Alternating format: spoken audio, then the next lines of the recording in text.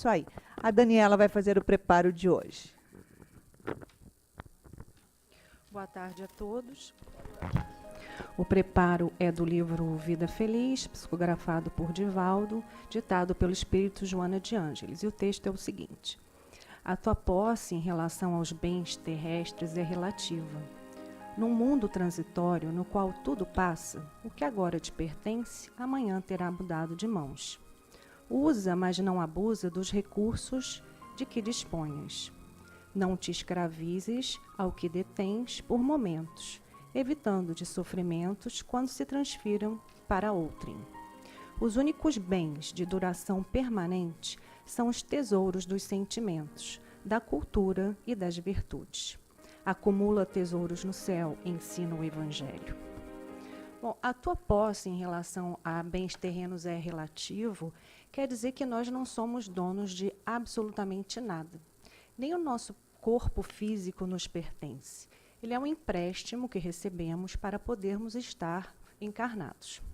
Onde estaria a justiça divina se somente algumas pessoas gozassem de boa saúde, tivessem boas oportunidades, uma família estruturada, um trabalho bom, boas posses, enfim, né? Sabemos que existe um texto de Chico que fala sobre isso, né? Nós nascemos aonde precisamos, temos a família, o trabalho que necessitamos, tudo de acordo com o planejamento que é feito para o nosso aprendizado e de acordo com o nosso estágio evolutivo. Esse texto, o Vida Feliz, enfatiza para termos atenção no aprimoramento moral, no desenvolvimento moral. Aquilo que pertence ao espírito, que uma vez consolidado, servirá para os nossos desafios futuros em nossas próximas encarnações. Que possamos entender essa mensagem como um alerta que temos que ter mais atenção no ser do que no ter. Porque o ter, de uma hora para outra, pode se acabar, mas o ser seguirá conosco por toda a eternidade. Muita paz a todos. Jesus, mestre amoroso e amigo, que nos orienta e nos acolhe nos braços nesta tarde de hoje, lhe pedimos, Senhor, que nos abençoe, como também pedimos a nossa mentora Joana de Ângeles, nossa orientadora, que acolha em seus braços, trazendo a inspiração necessária a Elise Borba, trabalhadora da casa, nos estudos que ela preparou para a tarde de hoje. Graças a Deus.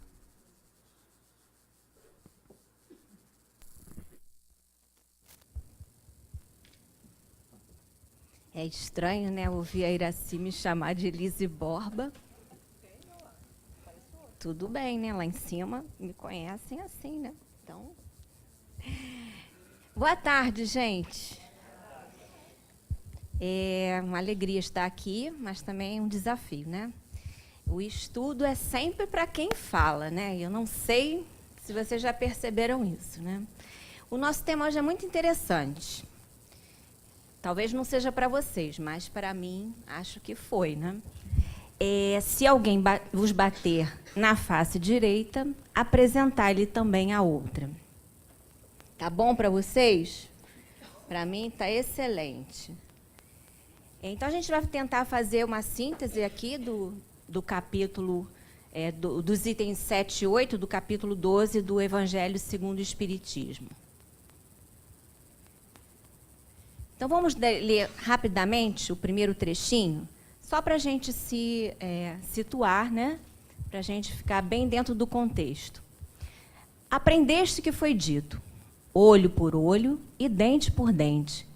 Eu, porém, vos digo que não resistais ao mal que vos queiram fazer, que se alguém vos bater na face direita, lhe apresenteis também a outra, e que se alguém quiser pleitear contra vós, para vos tomar a túnica, também lhes entregueis o manto. E que se alguém vos obrigar a caminhar 1000 passos com ele, caminheis mais 2000. Dai àquele que vos pedir, e não repilais aquele que vos queira tomar emprestado. Muito difícil, né, gente? Isso está em Mateus, capítulo 5, versículos 38 a 42. Como é que normalmente a gente reage às injúrias, às agressões, à inveja, à arrogância, a todo o mal que nos fazem? Qual é o nosso primeiro impulso? Além de ficar muito chateado, né? A gente tende ao quê? A reagir, não é? A gente tende a reagir a tudo isso. E nós, então, nós agimos da forma mais primitiva do que racional, né? Defendendo o nosso ponto de honra, não levando desaforo para casa, que é uma expressão muito comum da gente ver. Eu não levo desaforo para casa. Bateu, levou. Falo na lata. São expressões que a gente ouve no nosso dia a dia e que muitas vezes acompanham até a nossa criação. Devolvendo na mesma moeda. Devolvo na mesma moeda. Então, esses comportamentos a gente vem repetindo, não é só dessa encarnação, é de muitas outras encarnações, né? E elas estão, esse comportamento ele está muito compatível com a lei mosaica. Está fundamentado na lei mosaica, porém, de uma forma bem restrita da sua compreensão. A lei mosaica dizia o quê? Aprendeste que foi dito olho por olho, dente por dente. Os conceitos da época de Moisés eram baseados nisso, na força, na luta, nas conquistas. Foram épocas que os povos passaram por guerras muito sangrentas. Então, o desejo do poder era muito grande. E o orgulho, nesse momento, falava muito alto. Eis aí o ponto de honra. Comportamentos tidos como justiça. Fazer a justiça era o que havia de mais correto, né? Então, aquele senso moral ainda era muito primitivo e muito restrito. E, então, estava em harmonia com a época de Moisés. Mas a lei mosaica, na verdade, ela está em consonância, ela está em harmonia com a lei de causa e efeito, que é uma lei que foi trazida pelo Espiritismo anos depois, quase 300 anos, não, muitos anos depois de Newton, que falou da lei de ação e reação, que são leis parecidas, mas elas não são iguais. A lei de causa e efeito ela foi explicada pelo Espiritismo. E a lei mosaica está em acordo com a lei de causa e efeito, que é um estudo muito interessante para quem se candidatar a fazer o Livro dos Espíritos o ano que vem. Livro dos Espíritos 3 e 4. A lei mosaica é também uma lei divina. Portanto, ela é mal entendida, no caso, quando a gente usa o olho por olho, o dente por dente, não levando desaforo para casa. Está em consonância com a lei de causa e efeito, como eu disse. Aquele que praticou o mal no futuro próximo ou mesmo no presente sofre as consequências do mal praticado. É isso que diz a lei de causa e efeito. Na verdade, é isso aqui. Mas isso não quer dizer que nós tenhamos que ser os justiceiros, pagar na mesma moeda, pagar o mal com o mal.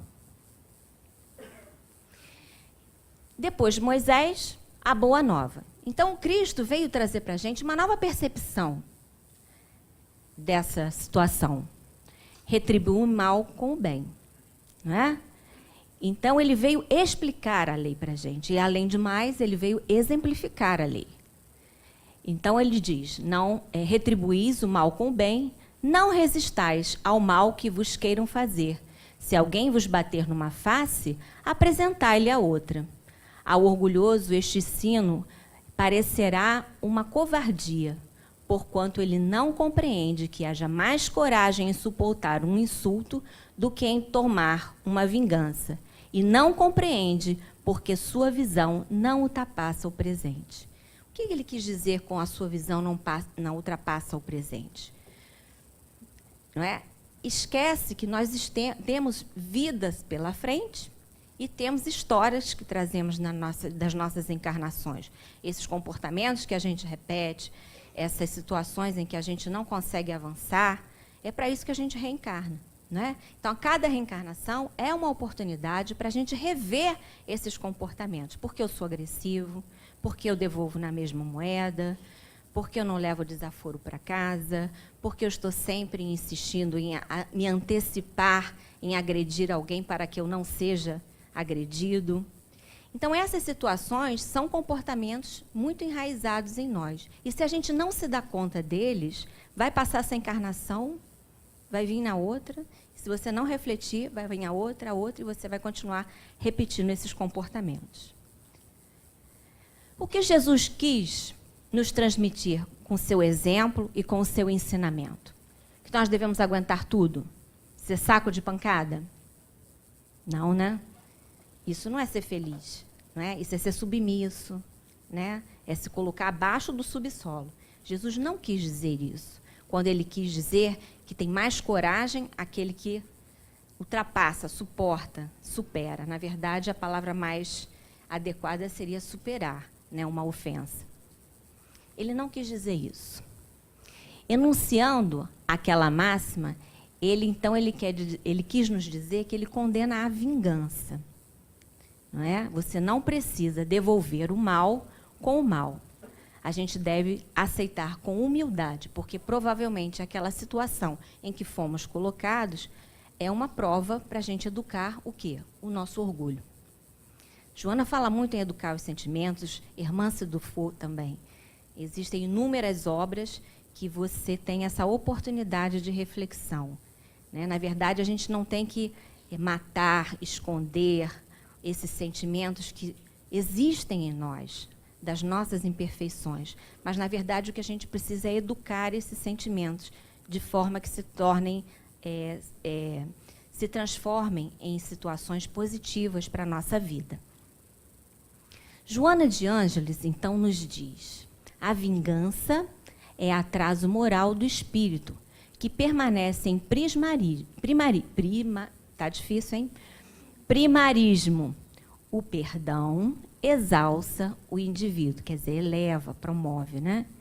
Então, enquanto a gente fica preso à vingança, nós ficamos prisioneiros, na verdade, dela, né? E o perdão, na verdade, o que ele nos permite? A libertação.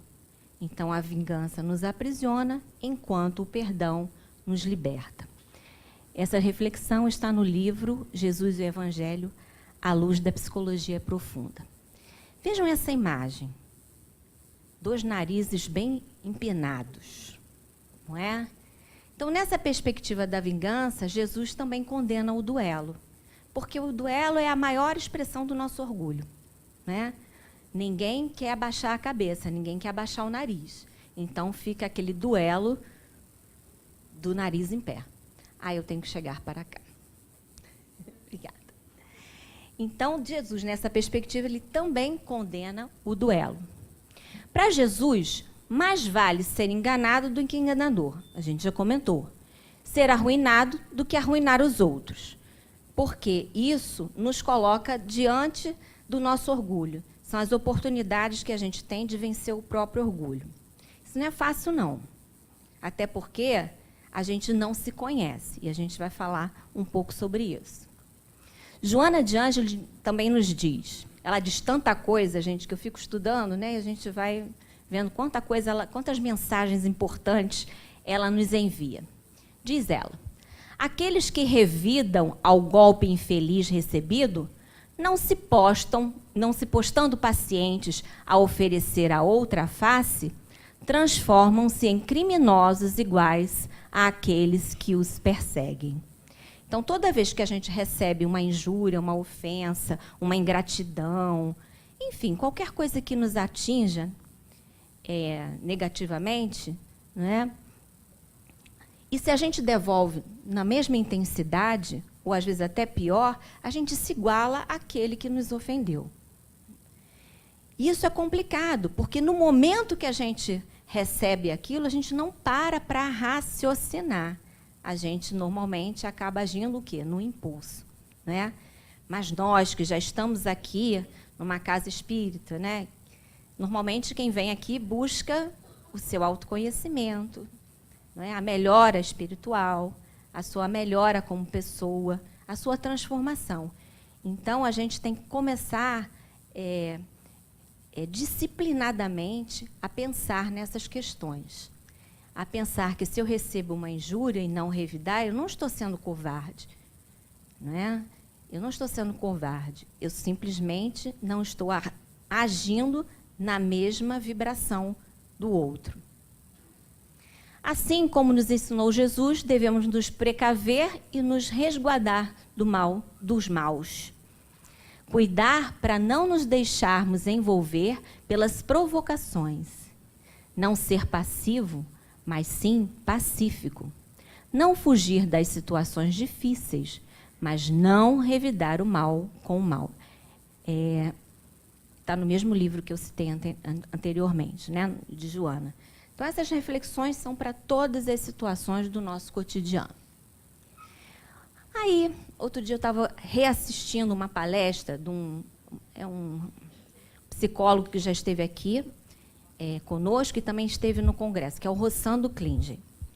Então, assistindo uma palestra dele no YouTube, foi muito interessante, porque ele falava sobre o tema e enfim, ele contava a situação de que se você já está no caminho da sua transformação, buscando essa melhora, buscando seu autoconhecimento, buscando mudar suas atitudes, rever os seus sentimentos, se você já está nessa vibe e fica diante de uma pessoa que lhe agride ou lhe traz algum mal, não é?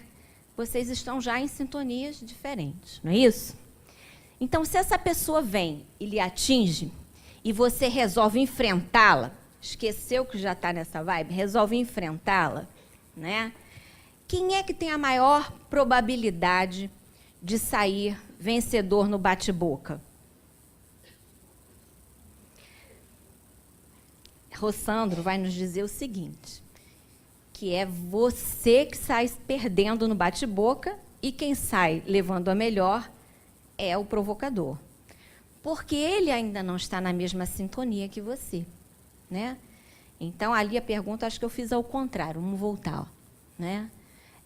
Se uma pessoa de comportamento ruim lhe atinge e você resolve enfrentá-la, quem tem a maior probabilidade de sair perdendo a discussão?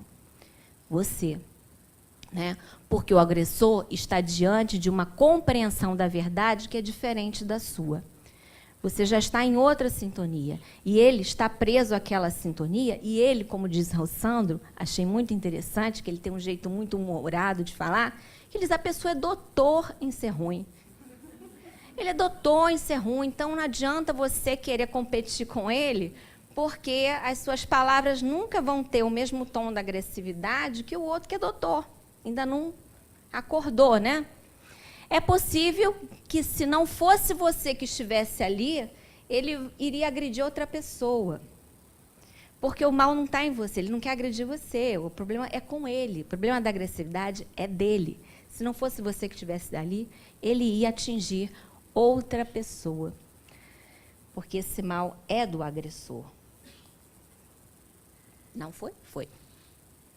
Então, o que ele também nos diz nessa palestra, que é muito interessante? Que é preciso desidentificar-se com o que foi falado, evitando o melindre e a mágoa. Difícil desidentificar-se, né? A pessoa vem, te atira 500 pedras e você tem que se desidentificar daquelas pedras. A gente só consegue se desidentificar quando a gente se conhece. Quando a gente verdadeiramente se conhece, se a pessoa te chama de falsa e você sabe que você não é falsa, aquilo não te atinge. Se a pessoa te chama de mentirosa e você sabe que você não é mentirosa, aquilo não te atinge. Isto é o caminho para a gente aprender a se desidentificar do melindre e da mágoa. A pessoa fala um monte de coisa, mas você está preocupada em se defender e dizer que você não é. Mas ela quer te provocar. Então, não adianta. O importante é você se conhecer, saber que você não é e aquilo não te afetar. Porque senão toma um volume dentro do teu coração. Ai, a pessoa me chamou disso, me chamou de mentirosa, me chamou de falsa. E se você se conhece, aquilo não te afeta, né? Difícil, né? Falar é fácil pra caramba, né?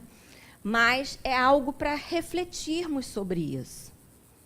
Né? Quando a gente estiver naquela situação, tá? Dá a teclinha do stop para tentar refletir. E, pelo menos, se você não consegue ainda se desidentificar, se você ainda não é aquele espírito livre, leve, solto, né?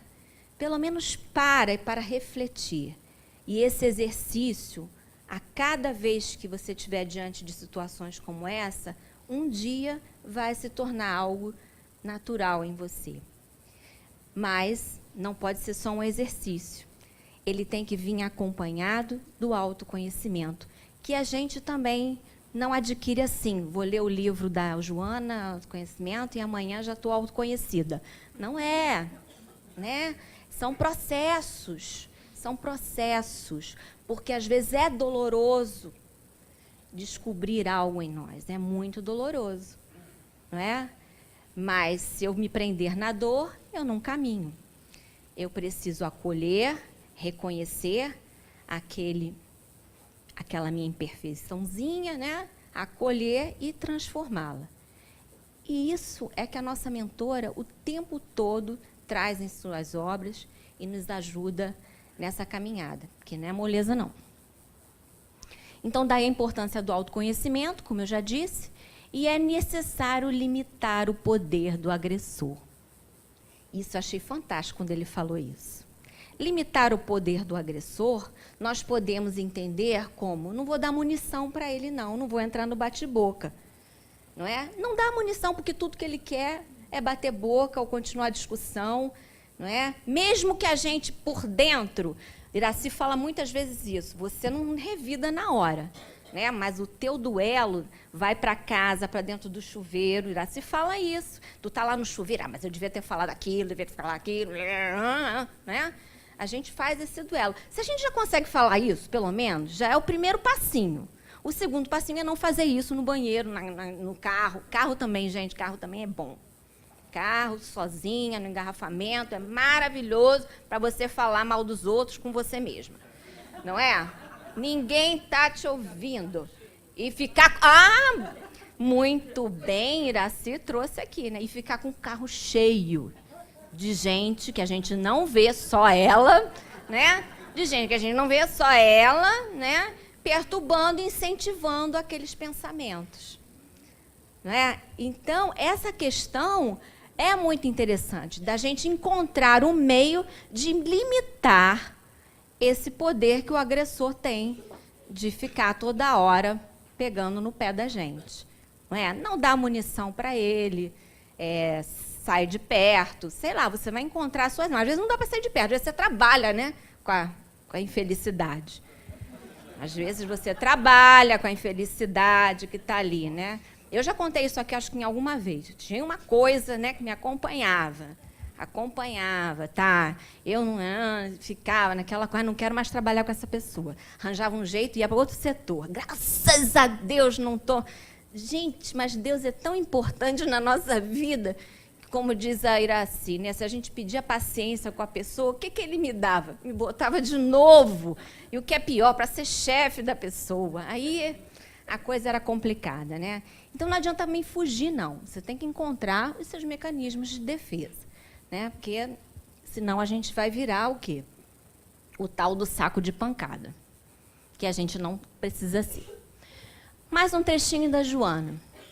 Quando a gente estava falando, né, que vitorioso é aquela pessoa que consegue aguentar, mas suportar a injúria, ela vai dizer que só é vitorioso aquele que vence interiormente, mesmo que vencido exteriormente, por isso amarás o teu próximo como a ti mesmo. Então vamos por partes aqui. Vitorioso somente aquele que se vence interiormente. São essas questões que eu estava colocando para vocês. Se vencer interiormente é se autoconhecer, Vê aquilo que você precisa se modificar no seu comportamento, se você é agressivo, se você é reativo, não é? Tem que vencer a você mesmo, porque você se conhecendo, você não vai se afetar pelo problema que o outro ainda não conseguiu perceber nele. Por isso, amarás teu próximo como a ti mesmo. Então, eu me amando, eu conseguirei vencer as imperfeições do outro quando ele está diante de mim. Isso está lá no Jesus e Evangelho. Livro muito lindo da gente ler, viu? Bom, aí vamos voltar um pouquinho então para o Evangelho, no item 8, que vai dizer: somente a fé na vida futura e na justiça de Deus, que jamais deixa impune o mal, pode dar ao homem forças para suportar com paciência os golpes que lhe sejam deferidos nos interesses e no amor próprio. Difícil, né? Tem uma amiga aqui que toda hora fala assim, é difícil, mas fazer o quê, né? Continua ainda o item 8.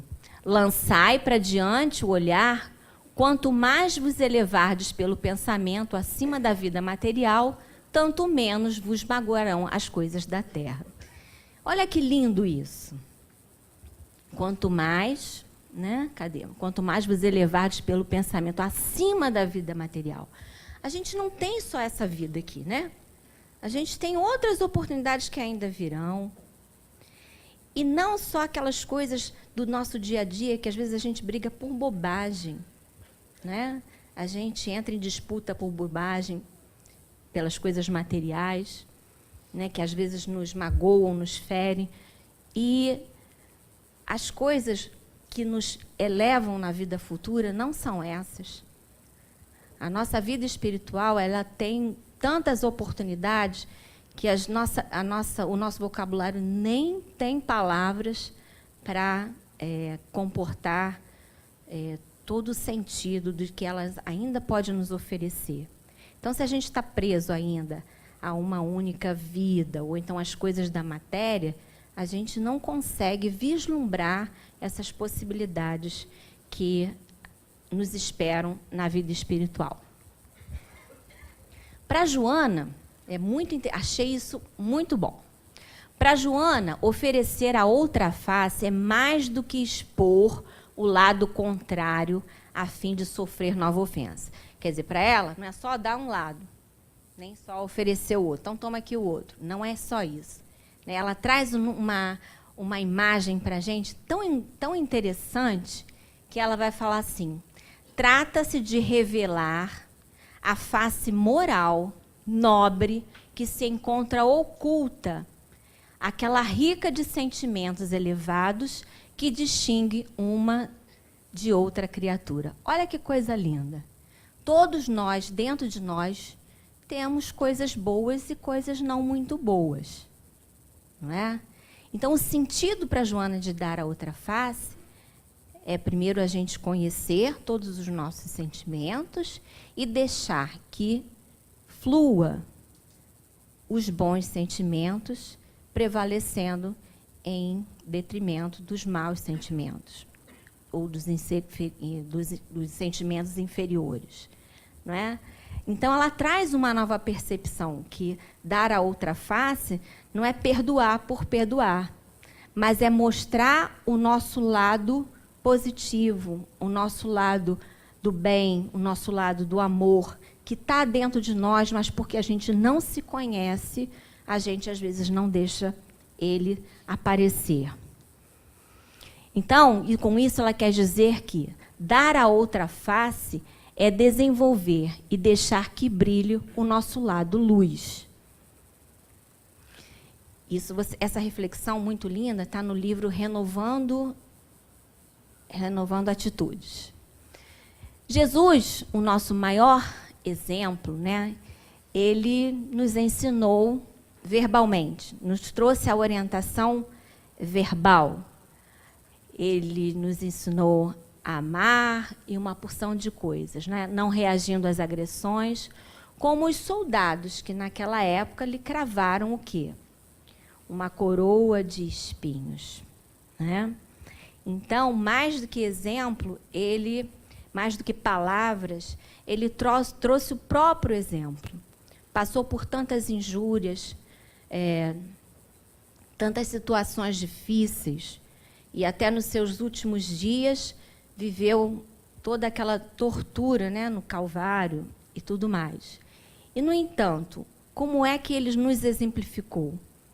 Com toda aquela agressão física e verbal que ele sofreu, né? Aquela dor toda que ele estava sofrendo.